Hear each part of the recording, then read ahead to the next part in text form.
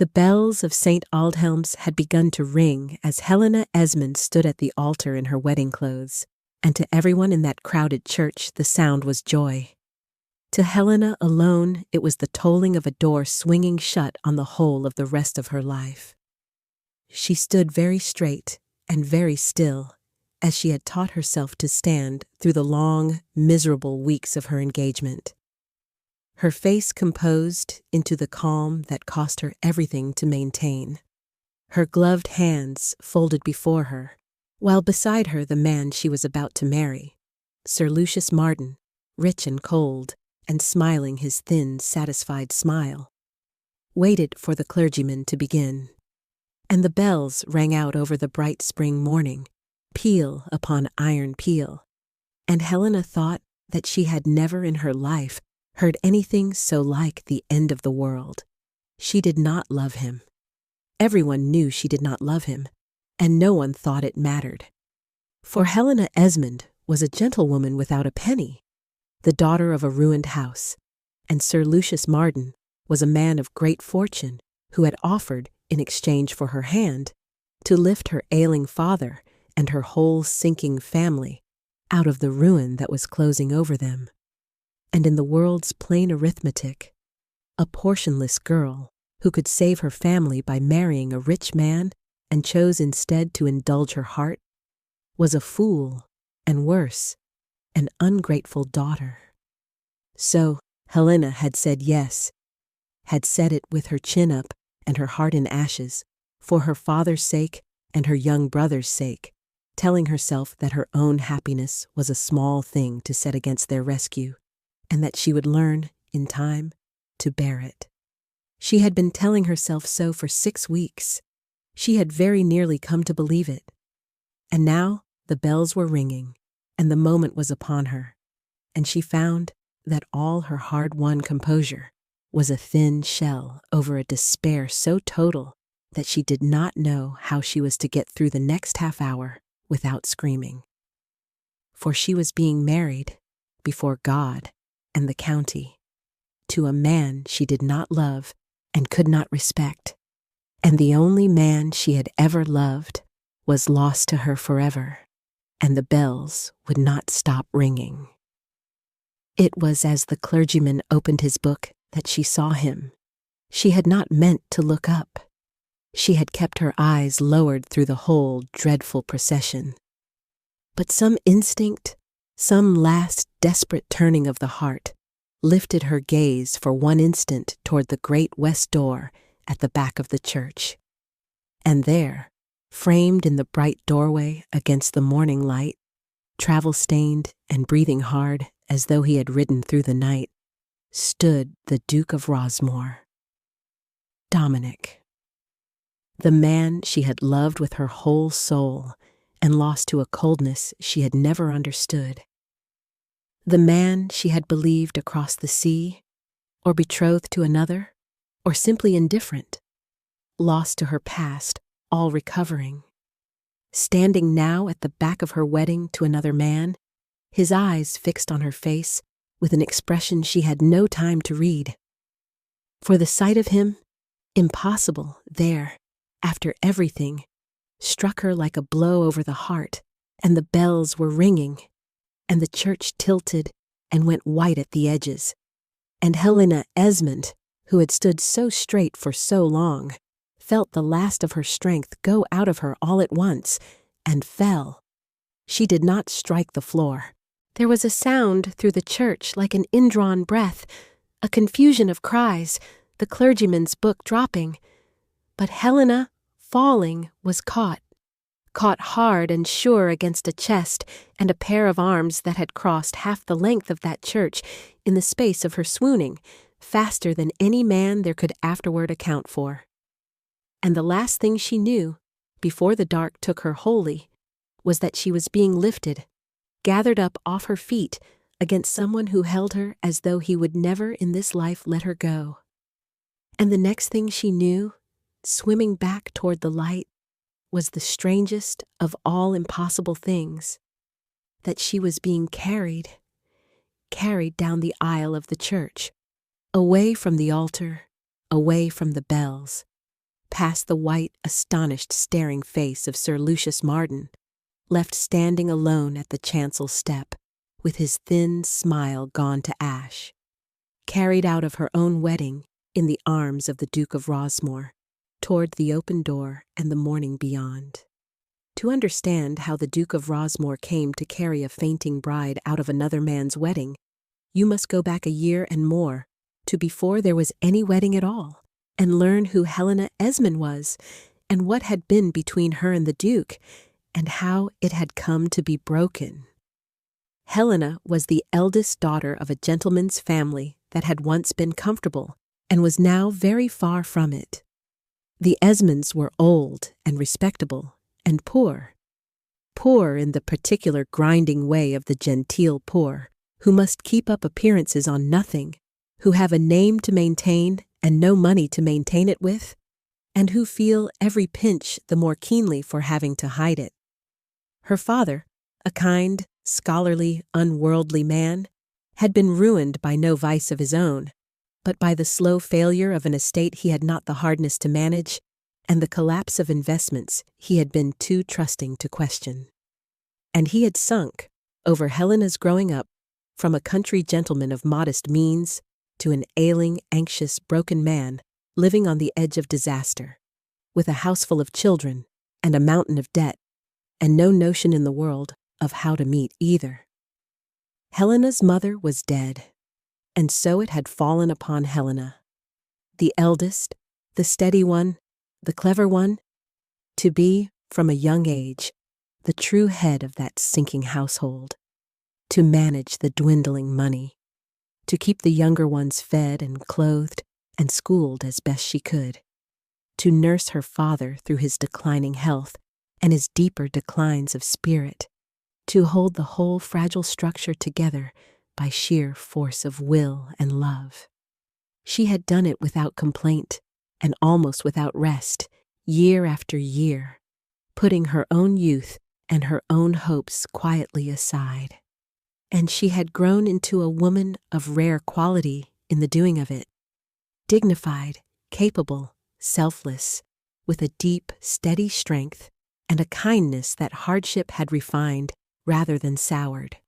And she had grown beautiful, too, in the grave, quiet way that has more to do with the soul than the features, so that those who met Helena Esmond, for all her shabby gowns and her want of fortune, came away with the sense of having met someone uncommon, a gentlewoman in the truest sense, whose gentility was a thing of character and not of circumstance, who would have graced a palace and did, in fact, grace a half-ruined manor house with worn carpets and unpaid bills, and made it, by her presence, a place of dignity. She asked nothing for herself.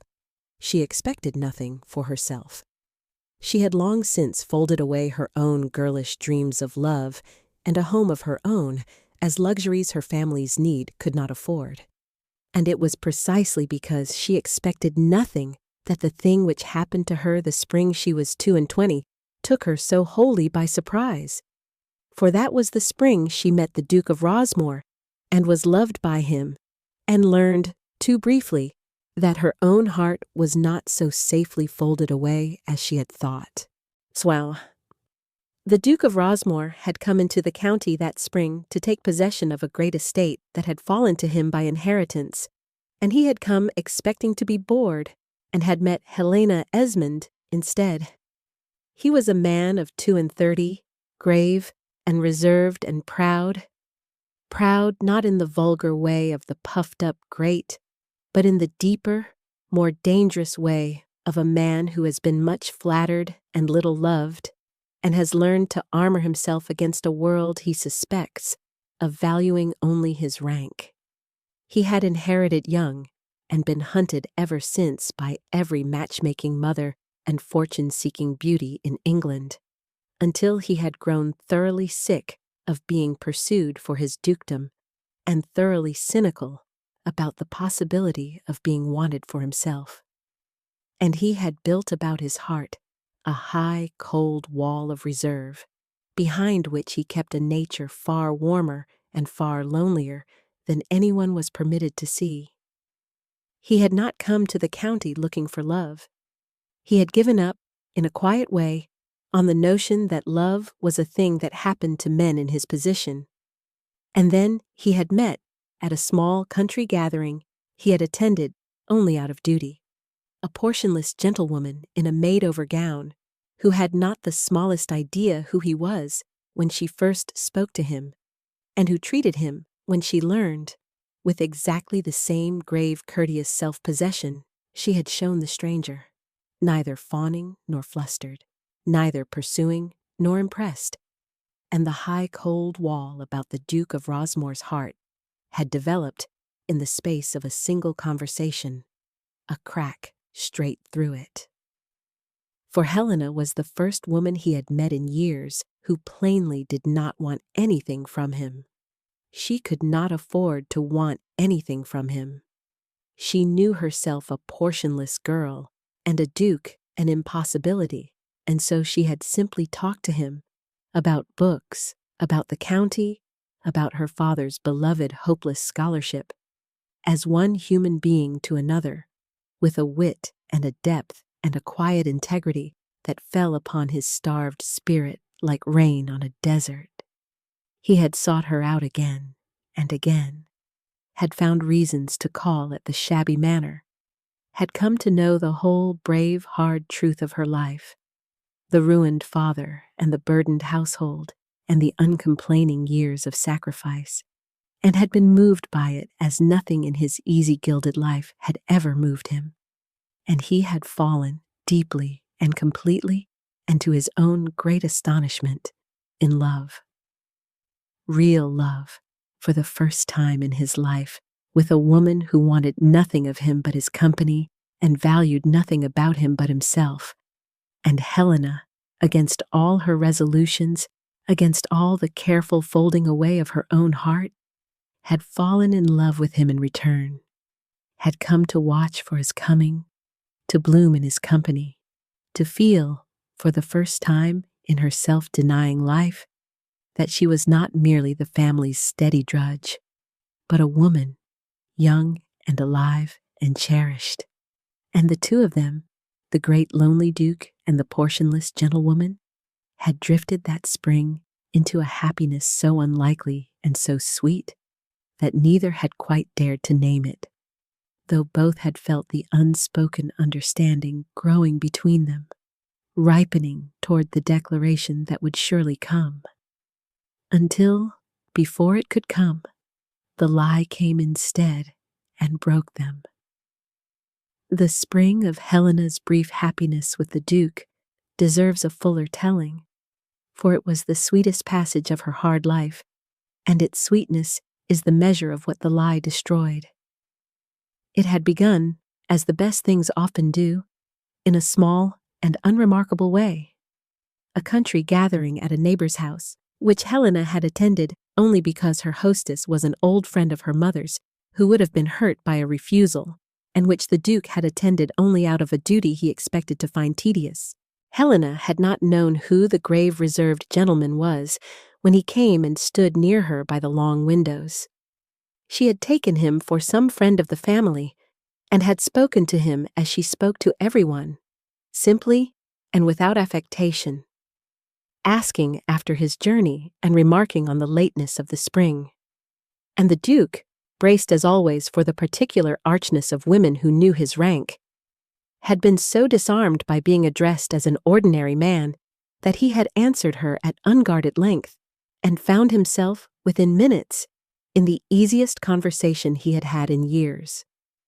When some officious person had at last informed Helena, in a flutter, that she was talking to the Duke of Rosmore, she had not flushed or simpered or changed her manner by a hair. She had merely said, with a grave, amused composure, that she hoped his grace would forgive her having spoken of the weather to a duke, but that the weather was unfortunately the same for dukes as for everyone, and she had not yet learned the special form of address it required. And the Duke had laughed, actually laughed, a thing his acquaintance scarcely heard him do, and been lost from that moment, though neither of them knew it yet. He had called at the Esmond manor within the week, on a transparent pretext, and then again, and then without troubling to find pretexts at all. And the spring had unfolded into a season that Helena would treasure all her life, and that the Duke would spend a bitter year trying and failing to forget. They walked in the neglected gardens of the manor and talked of everything under the sun. He brought books for her father and stayed to argue scholarship with the old man, whom he came genuinely to love.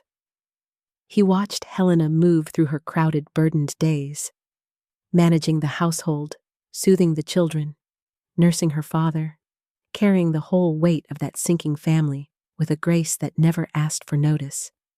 And he was moved by it to the depths, for he had never in his gilded life seen anyone bear so much so well or ask so little. And he found himself thinking that here, in a half-ruined manor, with worn carpets and unpaid bills, was more true nobility than in all the great houses of his acquaintance, and that the portionless girl who ran it was worth more than every heiress who had ever angled for his coronet. He had been on the very point, that golden spring, of saying so, of laying his heart and his name at Helena's feet and asking her to be his duchess. He had carried the words about with him for a week, choosing his moment, and Helena, reading him with her clear eye, had known it was coming, and had let herself, just once, just for those few days, fully believe in her own happiness, fully hope. And then the lie had come in that exact week, with a timing the Countess of Harlow would later call the surest proof of all that the thing had been watched and engineered. And the words were never said, and the spring ended in a silence that lasted a year. If you are listening by your own fire tonight, the lamp low, the dark drawn close, the day's cares set gently down, then settle in and let me tell you how a lie parted two people who loved each other, and very nearly cost them everything, and what it took to undo it. For this is a story about the cruelty of a falsehood well told, and about the pride that lets a falsehood do its work, and about how the truth, however long it is kept buried, will rise at last to the light, if only it is given a champion who will not give it up. I shall tell you before the end where in the world I picture you sitting. But first you must know about the lie and the man who told it. For the breaking of Helena and the Duke of Rosmore was no accident of fate, but the deliberate work of a cold and clever hand. The hand was Sir Lucius Marden's, and he had been watching Helena Esmond with a covetous eye long before the Duke of Rosmore ever came into the county. Sir Lucius was a wealthy baronet of middle age, cold and vain, and used to having whatever he set his heart on, for his fortune was very large and his conscience very small. And he had set his heart, in his dry, possessive way, on Helena, had marked her, with the eye of a connoisseur, as the finest thing in the county, a gentlewoman of rare quality whom her poverty placed conveniently within his reach. And he had intended, at his leisure, to acquire her, as he acquired paintings and horses and everything else he fancied, certain that a portionless girl with a ruined family could not in the end refuse the fortune he would lay at her feet. He had been in no hurry, and then the Duke of Rosmore had come, and Sir Lucius had watched, with a cold rising fury, the great Duke do effortlessly what all his money could not, win the regard, and plainly the heart, of the woman Sir Lucius considered his own.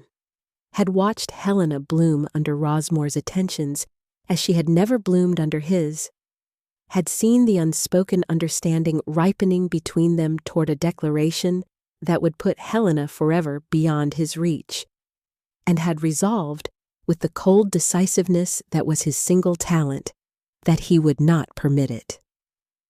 If he could not win Helena by his fortune while the Duke courted her, then the Duke must be removed. And since Sir Lucius could not challenge a duke, he did what such men do, and worked in the dark. It was beautifully done.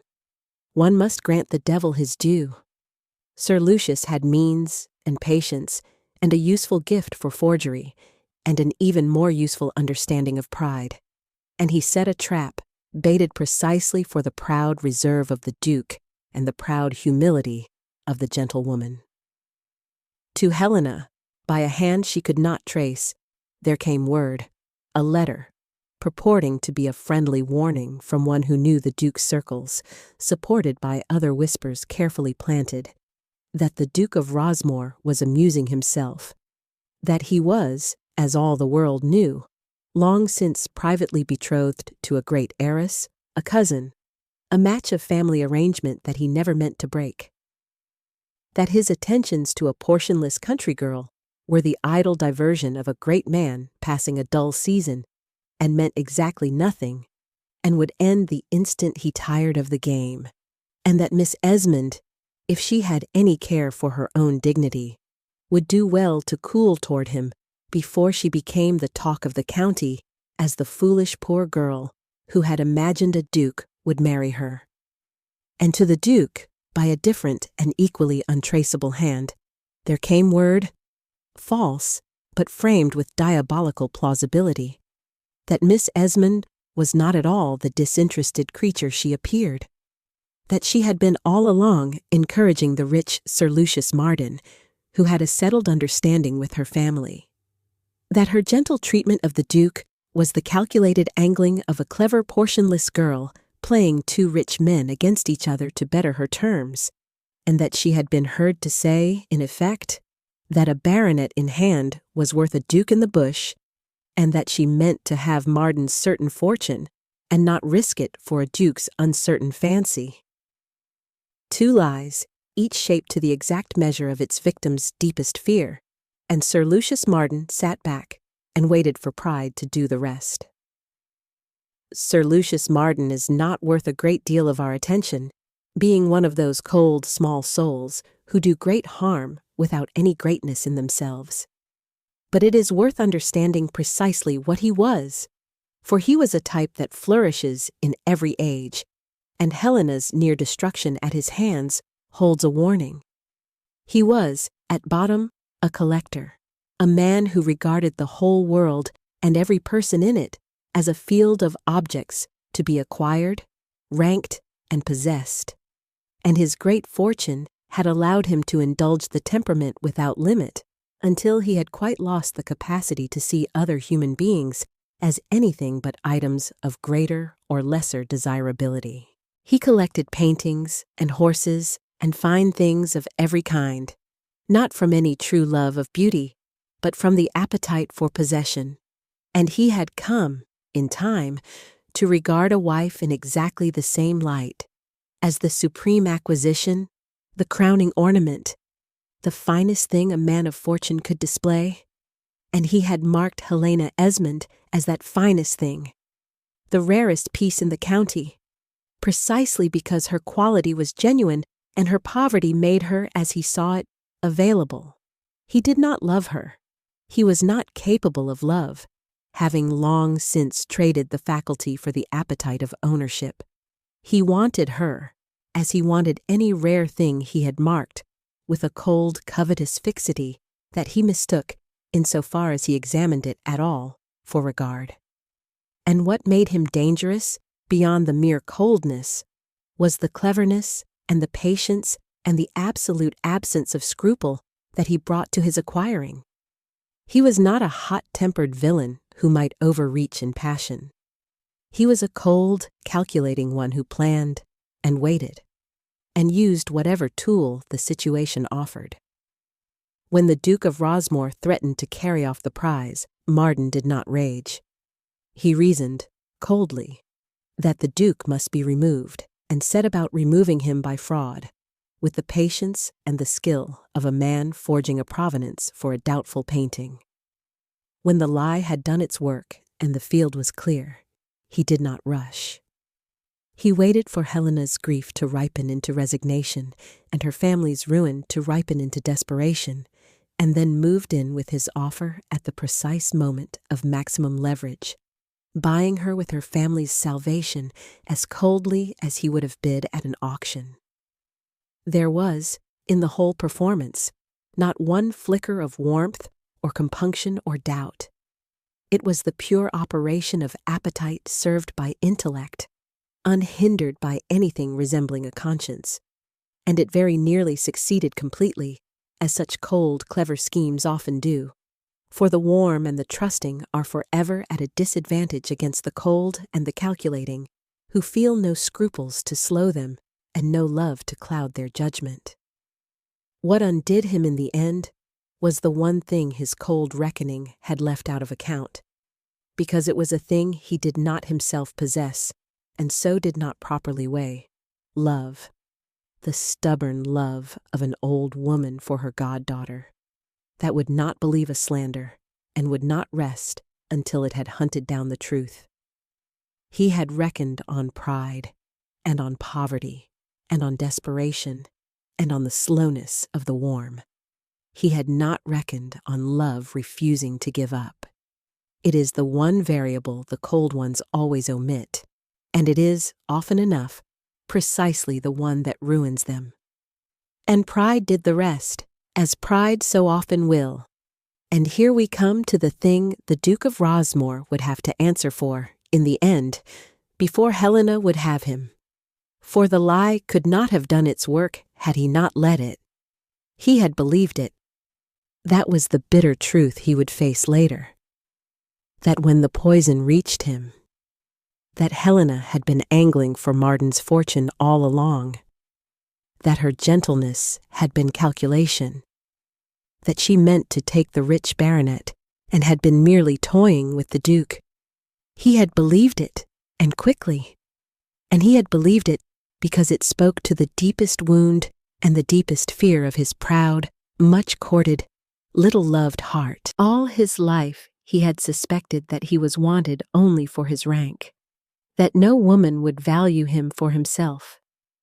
He had dared, with Helena, to hope otherwise, to believe he had found at last the one woman who wanted the man and not the dukedom. And the lie struck precisely there, telling him that he had been a fool, that Helena was like all the rest, worse than the rest, a clever schemer playing him for his fortune against a richer fool. And his pride, his old, armored, wary pride, seized upon the lie almost with a kind of bitter relief, as confirmation of everything he had always feared, and slammed shut the door of his heart that he had so dangerously opened. He did not go to Helena and ask her if it was true. That was his failure, the failure he would not forgive himself, that he was too proud to confront her, too proud to risk the humiliation of being told to his face that she preferred the baronet, too proud to fight for her, too wounded to do anything but withdraw into a cold silence and take himself away. He left the county within the week, without a word of explanation, without a farewell, leaving Helena to conclude, as the lie told to her had prepared her to conclude, that the warning had been true, that the Duke had indeed been amusing himself, that he had tired of the game and gone, exactly as she had been told he would. And so each, fed a lie and too proud to test it against the other's eyes, let the other go and believed the worst, and grieved in a silence that the liar had built and that their own pride sealed. For Helena grieved bitterly in secret, behind the composed face she kept for her family. For she had let herself love after a lifetime of folding love away, and had been taught, as she thought, the lesson she should never have forgotten: that a portionless girl had no business loving a duke, that she had been a fool to bloom and to hope, that the great man had passed his season and moved on and left her exactly where she had always known she belonged, which was nowhere, with nothing. She did not blame him, even. That was the worst of it. She thought the fault all her own for having dreamed above her station. And she folded her broken heart away with the rest of her folded away hopes, and turned back to her family and her duties, and resolved to think of the Duke of Rosmore no more. And the Duke, far away, nursing his wounded pride and his secret grief, told himself the same hard lesson in reverse: that he had been right all along, that love was not for men in his position, that he had been a fool to lower his guard, and that he would never lower it again. And the two of them, who had been within a breath of a happiness that might have lasted their lives, were sundered by a lie and their own proud silence, and might have stayed sundered forever, had there not been one person in the world who refused, simply and stubbornly, to believe that Helena Esmond was false. But before we come to that one person, you must know how Helena was brought, in the months after the Duke's going, from a grieving girl who had given up on love to a bride at the altar of a man she loathed. For Sir Lucius Marden, having cleared the field, lost no time in pressing his advantage, and he pressed it without mercy. He had waited a decent interval after the Duke's departure, long enough for Helena's grief to settle into resignation, not so long that any rival might appear. And then he had begun his suit in earnest. And he had begun it not with the heart, for he had little, but with the one argument he knew a girl in Helena's position could not in the end withstand: her family's ruin. For the Esmonds' affairs, never sound, had taken that year a final turn for the worse. The father's health failing utterly, the last investments collapsing, the debts come due, the whole sinking household at last upon the very brink of the disaster Helena had spent her life staving off. And into that desperate moment came Sir Lucius Marden, rich and smooth and patient, with an offer dressed up as rescue. He would settle the debts. He would provide for the ailing father, secure the younger brother's schooling and futures, lift the whole family out of the ruin closing over them, restore them to comfort and security. All of it, everything, the salvation Helena had prayed for and could see no other way to obtain. And the price was Helena herself. He did not put it so baldly, of course. He was too clever. He spoke of his long regard, his hopes, the happiness he was sure they might find together. But the bargain beneath the courtship was unmistakable, and Helena, who was clever too, understood it perfectly. Marry me, and your family is saved. Refuse me, and watch them go down. It was the cruelest pressure that could be brought to bear upon a girl of Helena's nature, for it set her own heart against the people she loved most, and she had spent her whole life sacrificing the one for the other. She did not love Sir Lucius. She did not even like him. Something in her shrank from the cold, possessive quality of him, and a deeper instinct she could not have named distrusted him outright. But she could not love anyone now. The man she might have loved was gone, lost to her, married by now to his heiress for all she knew. And her own happiness, she told herself, was a ruined thing already, of no value to anyone, whereas her family's salvation was real and immediate and hung entirely upon her answer. What right had she asked herself, to indulge her own broken heart at the cost of her father's last years and her brother's whole futures? What was her happiness set against theirs? She had folded her heart away once for her family's sake, when she was young. She could fold it away again, for good this time, and call it duty, and bear it. And so, after weeks of silent struggle, with her chin up and her heart in ashes, Helena Esmond had accepted Sir Lucius Marden, had sold herself, in the plain truth of it, to save the people she loved, exactly as he had known she would. And the wedding had been set, and she had walked toward it through 6 gray weeks, like a woman walking toward her own execution, composed and dignified and dying by inches, telling herself it was right, until the morning the bells rang, and her body, wiser than her will, simply refused to carry her the last step. And she looked up and saw at the back of the church the face she had thought never to see again. The character of Helena's father, Mr. Esmond, deserves its own telling, for his gentle failings were as much a part of how Helena came to the altar as Marden's cunning, and the Countess of Harlow was not wrong to scold the Esmond pride. He was a good man, that must be said first and plainly. Kind, honorable, learned, incapable of a mean or a dishonest action.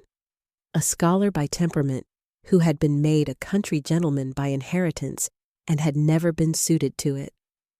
He loved his books and his children and the memory of his dead wife, and very little else in the practical world. And the practical world, left so largely to its own devices, had quietly ruined him. He had trusted men who should not have been trusted, signed papers he had not fully understood, let a competent steward go and kept an incompetent one out of kindness, and watched, with a sort of bewildered helplessness, his estate and his fortune dwindle year by year, never quite able to rouse himself to the hard, unpleasant business of arresting the decline. And he had leaned, without ever quite admitting it, more and more heavily upon his eldest daughter, until Helena was in all but name the head of the family, and he the dependent.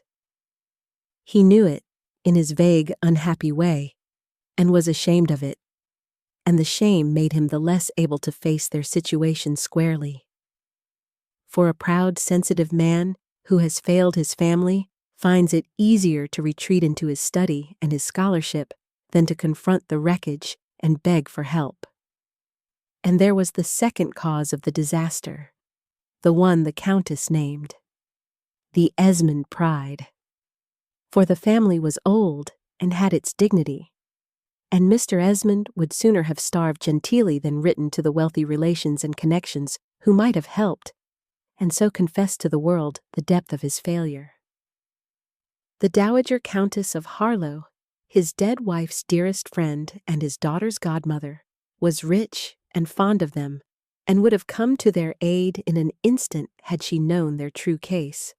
But Mr. Esmond, too proud to expose his ruin even to so old a friend, had kept up a cheerful false front in his rare letters to her, hidden the worst, declined her occasional kindnesses with stiff thanks, and let her believe them merely a little reduced rather than upon the very brink, so that the godmother who could have saved them with a stroke of her pen was kept, by sheer pride, in ignorance of their need until the 11th hour. It was this, the failed father retreating into his study, the family pride that would not ask for help, that had left Helena with no rescuer in sight when Marden came with his offer, had made the villain's bargain seem the only door open, had handed her, as the Countess said, half to Marden by the family's own stiff neck. Helena never reproached her father for it. She loved him, and understood him, and knew his failings were the soft kind, born of gentleness and grief, and not of any vice. But she learned from it, and so did he, at the end, and when the Countess at last took their affairs in hand, the lesson she drove home with her usual force, that pride which will not ask for help is not dignity, but folly, and that family is given us precisely to lean on, was one that the chastened old scholar, restored to peace by the help he had been too proud to seek, took humbly to his gentle heart, and was the happier for, in the quiet years that remained to him. The 6 weeks of Helena's engagement to Sir Lucius Marden were a slow education in a particular kind of misery, and they revealed, to Helena's growing private dread, exactly what manner of husband she had bound herself to, though by then she believed it too late to matter. For Sir Lucius, once he had secured her consent, had relaxed by degrees the careful courtship he had worn during his suit, and let Helena see, in small, cold ways, the man beneath. and the man beneath was worse than she had feared. He was not cruel in any way the world would have marked. He never raised his voice, never did anything that could be named, but he was cold and possessive and vain and controlling in the quiet, relentless manner of a man who regards his wife as a fine acquisition to be managed rather than a person to be known. He began, even before the wedding, to direct her, to indicate with smiling finality how she should dress, whom she should know, how she should conduct herself as Lady Marden, to make it gently plain that her family, once relieved, were not to be a continual charge upon him nor a frequent presence in his house, to correct, with a thin patience, the small independences of manner that he found unbecoming in his future wife. He spoke of her to others as one speaks of a valuable purchase, with a proprietary satisfaction that made her flesh creep.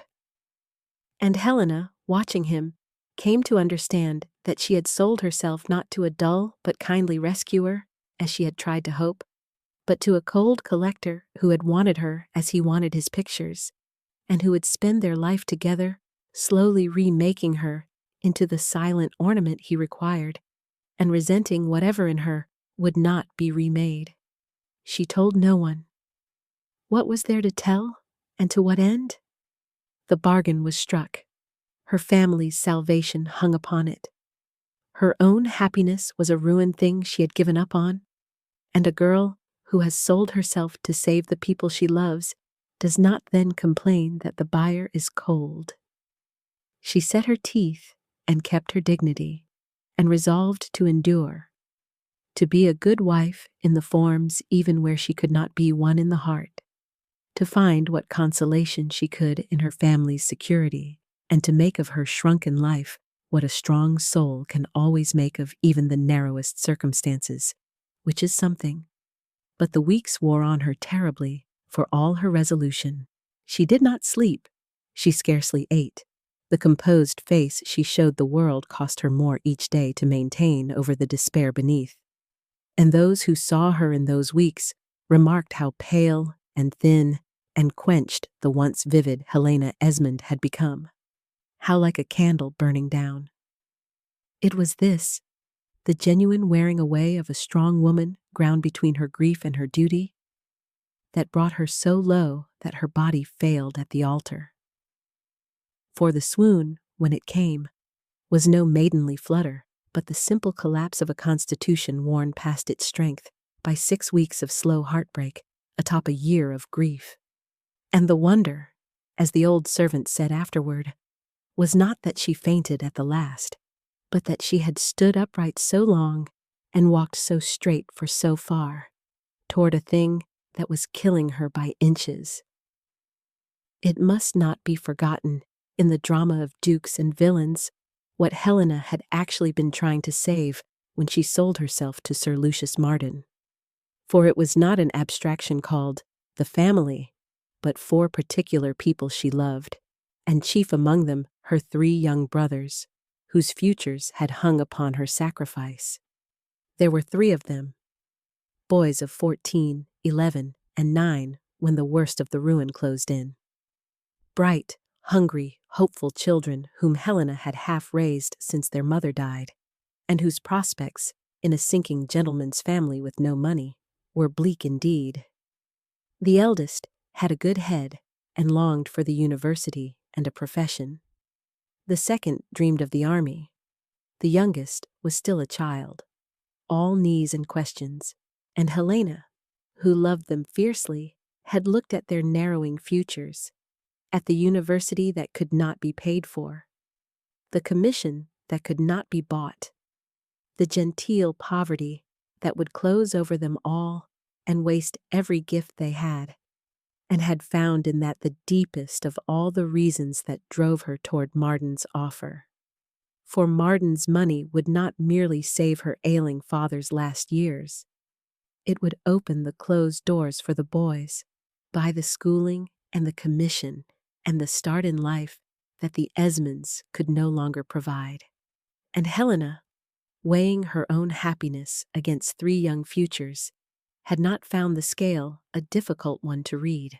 She would marry a man she loathed, she had decided, and the boys would go to their school and their regiment and their professions and grow into the men they had it in them to be.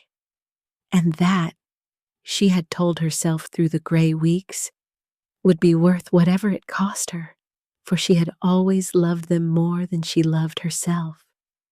In the event, her sacrifice proved unnecessary, and the boys were provided for by cleaner hands. The Dowager Countess of Harlow, taking the family in charge, settled the eldest at his university and the second in a good regiment, and saw to the youngest's schooling, all without the smallest reference to anyone's marrying anyone. And the Duke of Rosmore, once he was Helena's husband, took the three of them up as his own brothers, with a warmth that won them entirely, and stood behind their futures with the whole weight of his consequence, so that the Esmond boys, who had faced a closing down of every prospect, found instead every door in England swinging open. But Helena never forgot that she had been ready to buy those open doors with her whole life's happiness, nor did her brothers when they were old enough to understand it.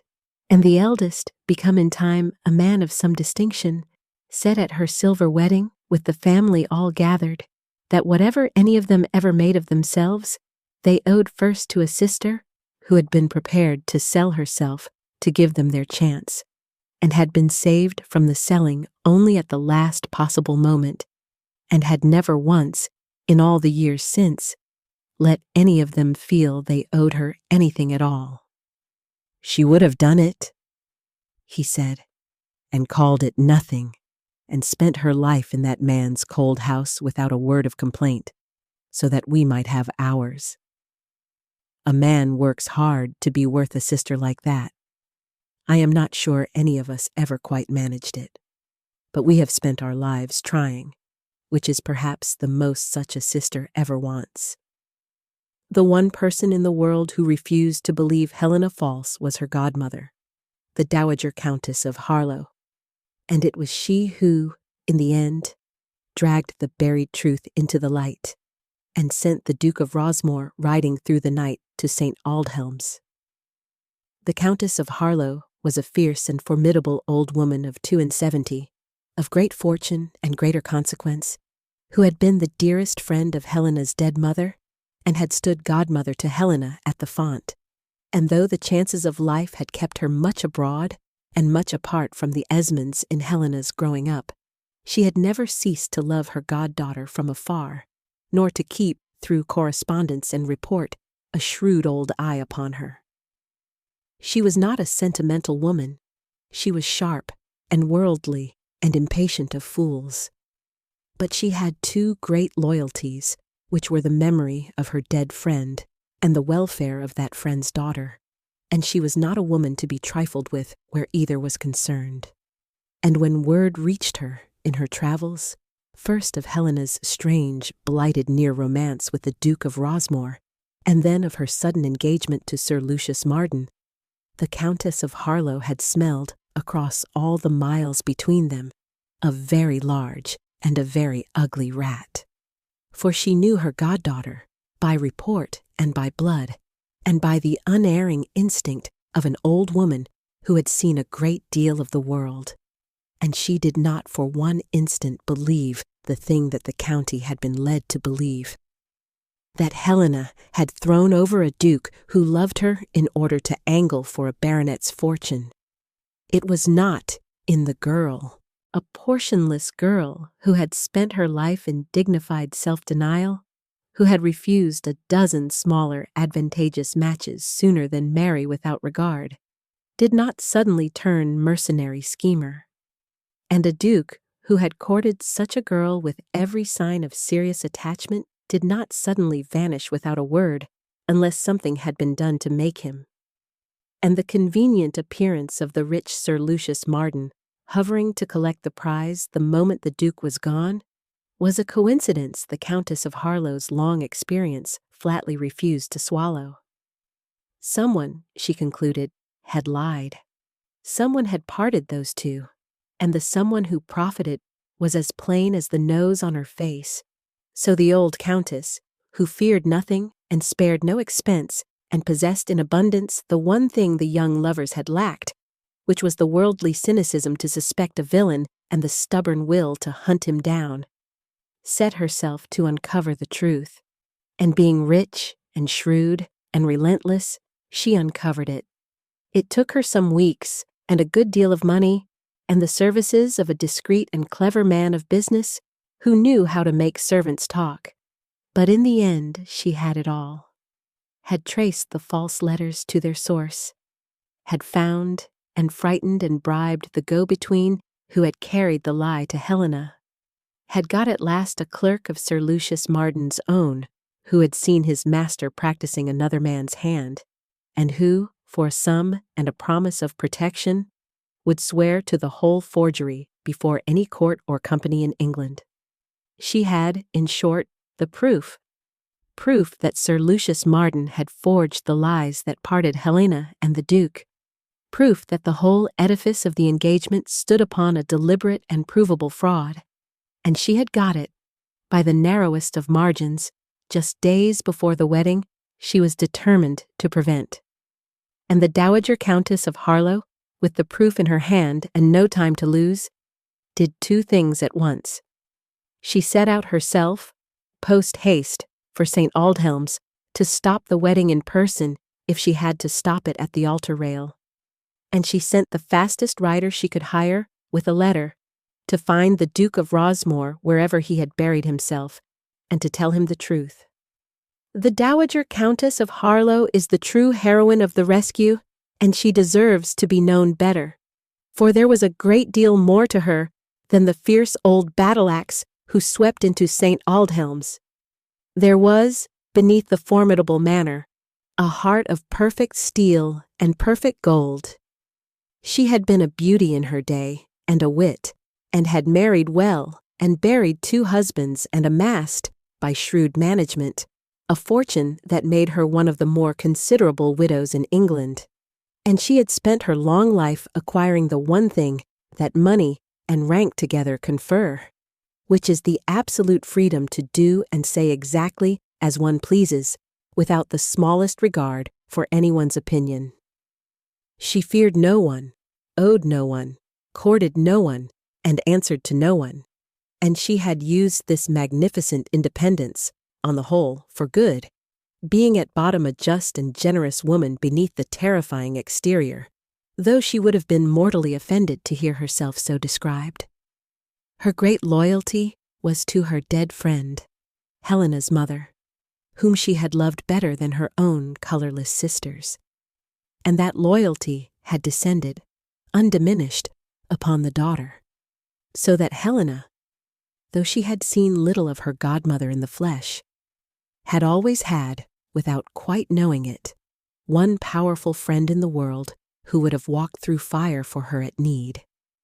And when the need came, the Countess walked through fire, or did the equivalent for a woman of 72, which was to fling herself into a relentless and undignified investigation that a lady of her years and consequence might have thought beneath her, and did not, because her goddaughter's happiness was at stake. She did not believe the slander against Helena for an instant, as we have seen, and having decided that a villain was at work, she pursued him with a cold patience that nearly matched Marden's own, but turned to the opposite purpose. She spent her money freely on inquiry agents and bribes. She traced the false letters. She found the frightened go-between and the guilty clerk. She assembled the proof piece by piece with the methodical determination of a general preparing a campaign, telling no one, tipping her hand to no one, until she had the whole case complete and unanswerable. And then she struck, with the timing and the force of a thunderbolt. It was, she observed afterward, the most satisfying piece of work of her long life, far more satisfying than any of the social triumphs of her youth, for she had saved a soul she loved from a villain, and unmasked the villain before the whole county, and done it all herself, by her own wit and will, when every younger, and supposedly stronger person involved had been too proud, or too deceived, or too despairing to do anything at all. "Take note, the lot of you," she told the reunited lovers more than once in the years that followed, with immense and unconcealed satisfaction. The Duke believed a lie and ran away. Helena believed a lie and gave up. Her father was too proud to ask for help. And not one of you young fools did a single useful thing to save yourselves. It took an old woman who trusted her own judgment over a forged letter and was too stubborn to be beaten. Let that be your lesson. When the young and the proud have made a thorough mess of things by believing the worst and giving up, send for an old woman with money and a grudge against villains. We are worth 10 of you in a crisis, and we know it, and we never tire of saying so. The year of the Duke's exile was a long, slow lesson in the difference between escaping a wound and healing one, and he learned by the end of it that he had done only the first, and badly. He had gone to his most distant estate, a great bleak house in the north that he seldom visited, precisely because it was far from everything and everyone that might remind him of the county, and the spring, and the woman he was trying to despise. And he had set about, with grim deliberation, the business of forgetting her. He filled his days with the management of the estate, with hard riding, with the cold company of his own thoughts.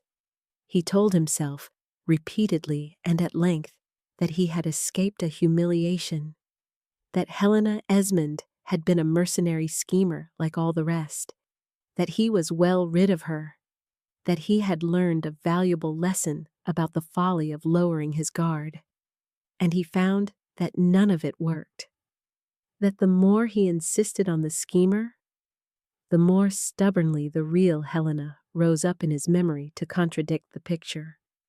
The grave, clear eyes that had never once angled or flattered, the dignity with which she bore her crushing burdens, the way she had spoken to him of her father's hopeless scholarship with a tenderness no schemer could have counterfeited, the thousand small truths of her that his year's bitterness could not square with the lie he was trying to believe. He would lie awake, composing the cold speeches he would have made her, the proofs of her falseness he would have flung in her face, and he would find, every time, that the proofs dissolved under examination, that he had nothing against her but a letter from an unknown hand, that the whole towering edifice of her guilt rested upon a single unverified rumor he had never tested, and he would silence the dangerous thought and ride harder the next day and not test it still. For that was the thing he could not bring himself to do, even in the privacy of his own tormented mind, to follow the doubt to its end, because if he allowed himself to suspect that the letter might be false, if he let himself truly entertain the possibility that Helena had been faithful, then he must also face that he had abandoned a faithful woman on the strength of an unexamined slander, that he had run from love like a coward at the first whisper of betrayal, that the fault of the whole disaster was not Helena's faithlessness, but his own pride and cowardice. And that was a thing too painful to look at, and so he did not look, but kept his eyes resolutely on the comfortable lie that made the fault hers, and grew lonelier and bitterer and less like himself with every month, a man slowly poisoning himself with a falsehood he half suspected and would not examine. It was the most honest part of him that suffered most, the buried, decent core beneath the armored pride which knew and whispered and would not be wholly silenced that he had done a wrong he dared not name. And when at last the Countess of Harlow's letter came and made him face the thing entire, the dreadful flood of it was so overwhelming precisely because so much of him had known all along. The letter did not so much astonish him as confirm the verdict his own conscience had been handing down, unheard, for a year.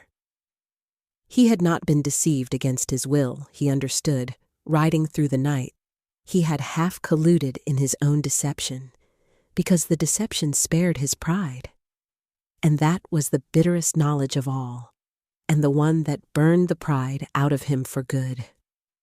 The letter found the Duke of Rosmore at his most distant estate, where he had buried himself for the better part of a year, and it reached him on the evening before Helena's wedding, and the reading of it was the beginning of his redemption. He had not done well that year in his self-imposed exile. He had told himself, going, that he was well rid of a mercenary schemer, that he had escaped a humiliation, that he would forget her, and he had found, instead, that he could not forget her at all, that the woman he was trying to despise as a calculating fortune hunter sat stubbornly in his memory as the grave, kind, clear-eyed gentlewoman he had loved, and that the two pictures would not be reconciled. However, his wounded pride insisted on the worse one. He had grown more solitary and more bitter, and less able to believe his own verdict against her. Some honest part of him, beneath the pride, had whispered all year that he had judged too fast, that he had run from a wound without troubling to learn whether the wound was even real, that the Helena he had known could not have been the schemer the lie described. And he had silenced the whisper again and again, because to listen to it was to face the unbearable possibility that he had thrown away the one true love of his life on the strength of an unexamined rumor, out of nothing but cowardice and pride. And then the Countess of Harlow's letter came and made the unbearable possibility a certainty. He read it standing, and then he read it again, sitting, because his legs would not hold him. For it told him everything, that the warnings had been forgeries, that Helena had never angled for Marden, nor for anyone, that she had loved the Duke truly, and been told he was betrothed elsewhere and trifling with her, that she had grieved his going as he had grieved hers, that the whole thing had been the deliberate work of Sir Lucius Marden to part them and seize her for himself, and that Helena, believing the Duke lost to her forever, and her family facing ruin, was to be married to Marden, the very author of all their grief, at St. Aldhelm's church the next morning. The Duke of Rosmore sat with that letter in his hand, while the whole structure of the past year collapsed about him and reassembled itself into a single unbearable truth, that Helena had been faithful, and he had believed her false, that he had been lied to, yes, but that the lie had only succeeded because his own pride had led it, because he had been too proud to ask her, too cowardly to fight for her, too quick to believe the worst, because the worst confirmed his own old fear, that he had abandoned the woman he loved to grief and to ruin and to the arms of the very man who had wronged them both, and had done it not because he was deceived, but because, being deceived, he had been too proud to seek the truth. The lie was Marden's, but the silence, the withdrawal, the abandonment, those were his own, and Helena had suffered a year of them and was to suffer a lifetime more, married to a villain, because the Duke of Rosmore had been too proud to ask one question. The night ride to St. Aldhelm's was the longest of the Duke of Rosmore's life, and the most important, for in the course of it he did the thing he should have done a year before, which was to stop running from the truth and turn and face it. And the man who arrived at the church was not the man who had set out. He rode through the dark with the Countess's letter burning in his breast, and a single fixed purpose driving him, changing horses at every posting in that would rouse for his gold, sparing neither the beasts nor himself. And as the miles fell away beneath the hooves, so did the years' accumulated falsehood, layer by layer, until by the gray of dawn he had stripped himself down to the plain, unbearable truth. He had time, in those long, dark hours, to reckon up the whole account, and he reckoned it without mercy. He saw how he had let his old wound, the suspicion bred by years of being courted for his rank, that no one could love him for himself, make him eager to believe the worst of the one woman who had loved him truly. He saw how his pride had seized upon the lie as a defense. Preferring a false Helena he could despise to a true one he might lose. He saw how he had run rather than ask, withdrawn rather than fight, chosen the safety of his wounded dignity over the risk of love, and he saw, with a clarity that made him groan aloud in the empty dark, what that choice had cost. Not him alone, but her. A year of grief borne in silence, a family left to sink, a desperate marriage to a villain, a life very nearly destroyed, all because the Duke of Rosmore had been too proud to ride to a shabby manor and ask a simple question. And riding, he understood something further, which became the cornerstone of the man he was henceforth to be, that the lie had been only the occasion of the disaster, and his pride the true cause, that Marden had merely supplied the match, and his own proud cowardice had been the powder, and that if he had been a different and a better man, a man humble enough to ask, brave enough to risk a wound, trusting enough to weigh a year of a woman's true conduct against a single anonymous letter, then no lie on earth could have parted them, for he would have gone to Helena and learned the truth in an hour. The fault, he saw, was finally his own, not because he had told the lie, but because he had been the kind of man a lie could so easily ruin. And the resolve that hardened in him through that long ride was not merely to undo this particular disaster, but to unmake forever the proud, fearful man who had allowed it, to become, at whatever cost to his dignity, a man who would never again let pride stand between himself and the truth of those he loved. By the time the towers of St. Aldhelm's rose against the morning sky, and he heard, with a stab of pure terror, the wedding bells already ringing, the transformation was complete. The proud, reserved Duke, who guarded his heart behind a cold wall, was gone, burned away in a night's hard riding and harder reckoning. And the man who flung open the great west door and saw across the church the woman he had wronged, look up and fall, was a man at last humble enough and brave enough and free enough of his pride to cross that whole staring church at a run and catch her, and carry her out past the world's astonishment, and never once think of his dignity at all. He did not waste an hour on self-reproach. That would come later, and would be lifelong. He called for his fastest horse before he had finished the letter a second time, and he rode through that whole spring night, changing horses where he could, and sparing neither beast nor himself, driven by a single fixed resolve that burned away, mile by mile, the last of the pride that had ruined everything, that he would reach St. Aldhelm's before the vows were spoken, though it killed the horse and him together, and that he would stand up before God and the county and every shred of his ducal dignity, and stop that wedding, and claim the woman he had been too proud to fight for, and that whatever it cost him, whatever scandal or humiliation or ruin of his consequence it brought down upon his head, he would not this time be too proud to fight. He had lost her once to his pride. He would not lose her twice. And he came down upon St. Aldhelm's in the bright spring morning, travel-stained and half dead, and an hour later than he had prayed to be, with the bells already ringing, and he flung open the great west door just in time to see, across the length of the crowded church, the woman he loved look up and see him and go white and fall. The moment in which the Duke of Rosmore carried the fainting bride out of St. Aldhelm's was talked of in the county for the rest of that generation, and no two accounts of it quite agreed, for it had happened so fast and so astonishingly that no one who witnessed it had been able to take it in entire.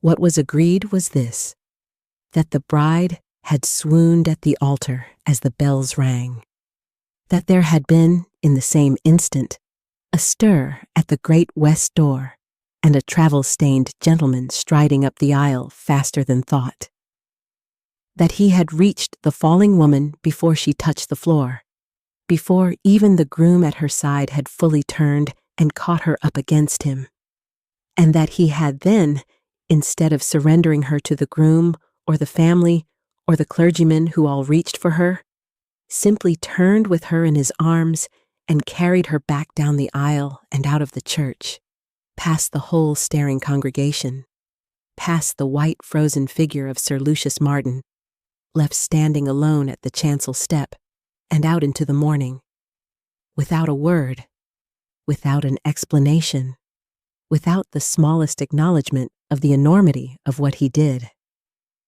It was the most extraordinary breach of every form and propriety that the county had ever witnessed at a wedding. It ought to have been a scandal past mending, and it would have been, the wiser heads agreed afterward, had the truth not come out within the hour to transform it from an outrage into a rescue.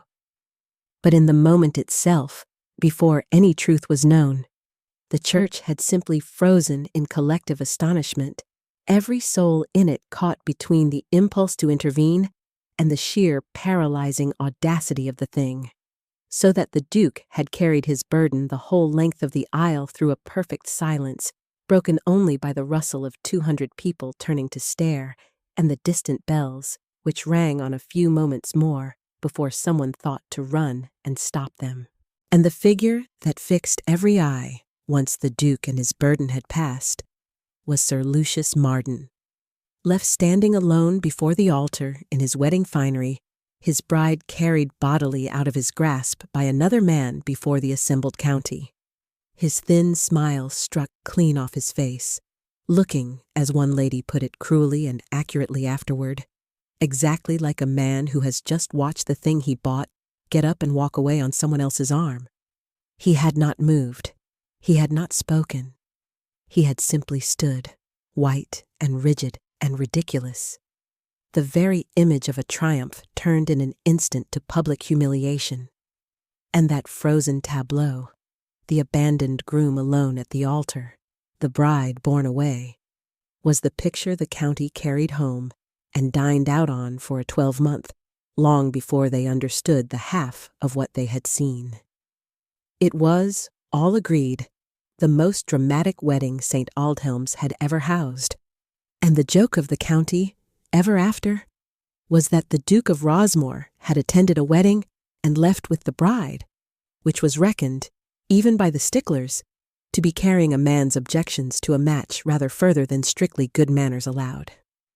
She came back to herself in the cool, dim porch of the church, laid upon a stone bench with the spring air on her face and the bells gone silent.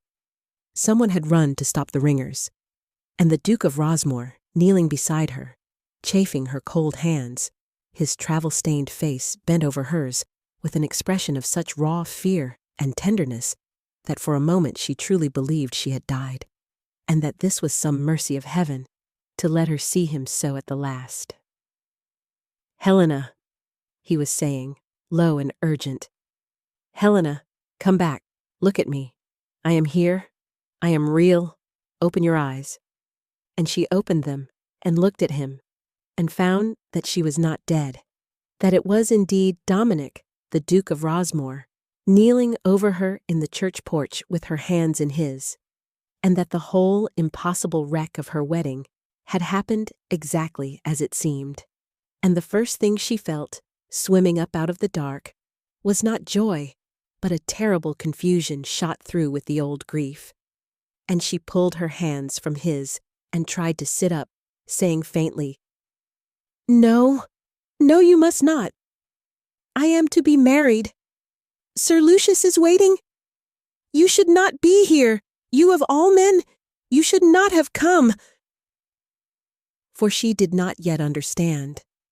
She knew only that the man who had broken her heart and vanished a year ago had reappeared at her wedding and carried her out of it before the whole county.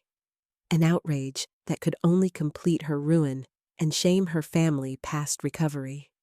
And through all her weakness and confusion, the one clear instinct was that he must not be here, that whatever cruel impulse or careless whim had brought the great Duke to disrupt the poor girl's wedding, it would cost her everything, and she had little enough left to lose. But before the Duke could answer her, before he could find the words for everything that crowded his heart, there was a commotion at the church door, and a small, fierce, richly dressed old woman came sweeping into the porch with the force of a frigate under full sail, scattering the gawking wedding guests before her, and demanding in a voice like a trumpet to know where her goddaughter was. And Helena, turning her head, cried out, "Godmother!" in pure astonishment, for it was the Dowager Countess of Harlow, whom she had not seen in 3 years and had certainly not expected at her wedding, arrived at last after her own hard night's traveling, a half-hour later than the Duke, and not 1 whit less determined. And the old Countess took in the whole scene at a glance: the fainting bride, the kneeling Duke, the abandoned altar within, and the white-faced Marden surely close behind, and said, with grim satisfaction, "Well, I see his Grace got here first, which is just as well, for it saves time. Now, Helena, and you may all of you listen, for it concerns every soul who came to gawp at this wedding. You are going to hear the truth, the whole of it, that has been kept from you a year by as cold a villain as ever forged another man's hand. And when you have heard it, my dear, you may decide for yourself what you wish to do, which is a thing no one has troubled to let you do these 12 months. Where is Sir Lucius Marden? Fetch him. He will want to be present, I think, for what I have to say, though I rather fancy he will wish he were anywhere else in the world before I have done." What followed, in the porch and then in the body of the church before the whole assembled wedding party, was the public unmaking of Sir Lucius Marden, and the Dowager Countess of Harlow conducted it with the relish of an old campaigner who has waited a long time for a clear shot at a deserving target. She laid it all out, plainly and pitilessly, before them all. Before the gathered gentry of the county, who had come for a wedding and got a reckoning, and who listened in a silence you could have heard a pin drop through. She told how Sir Lucius had coveted Helena and been thwarted by the Duke, how he had forged the letters. She produced them, the very papers, and the clerk who had seen him practicing the Duke's hand, brought along for the purpose, and trembling but resolute. How he had told Helena that the Duke was betrothed elsewhere and trifling with her, and told the Duke that Helena was a fortune hunter angling for Marden, 2 lies cut to fit 2 prides. How he had thus parted 2 people who loved each other, driven the Duke from the county, and broken Helena's heart, and then, with the field cleared and the family conveniently sinking, pressed his suit upon the ruined girl with the whole weight of her father's salvation behind it, until she had no choice, her conscience could see, but to sell herself to save her family. "And that," said the Countess of Harlow, turning the full battery of her contempt upon the white and speechless baronet, "is the gentleman whom this company assembled this morning to see, made the husband of my goddaughter. A forger, a liar, and a coward, who could not win an honest woman honestly, and so stole her by fraud, and who has spent this past year congratulating himself on a clever piece of work. Look at him, all of you. Look well, for this is what was very nearly crowned with success and respectability this morning, and would have been, but for an old woman's stubbornness and a duke's hard riding. And I think you will agree that the county has had a narrow escape from honoring a scoundrel. And Sir Lucius Marden, exposed before the whole world he had meant to triumph in, did what such men do, and tried to bluster, denounce the letters as forgeries themselves, the clerk as a bribed liar, the whole exposure as a conspiracy of a vindictive old woman and a jealous duke against an honest man's name. And he was clever and very nearly steady, and for a moment the thing hung in the balance. And it was then that Helena rose. She had sat, through the Countess's revelation, white and trembling and overwhelmed, as the whole shape of her ruined year turned itself inside out before her. As she understood, in a few terrible minutes, that the Duke had never abandoned her, but had been lied to as she had been, that her grief had been manufactured, that the man beside her had loved her all along, that she had been sold to her own betrayer. It was a great deal to take in, and she had sat stunned beneath it.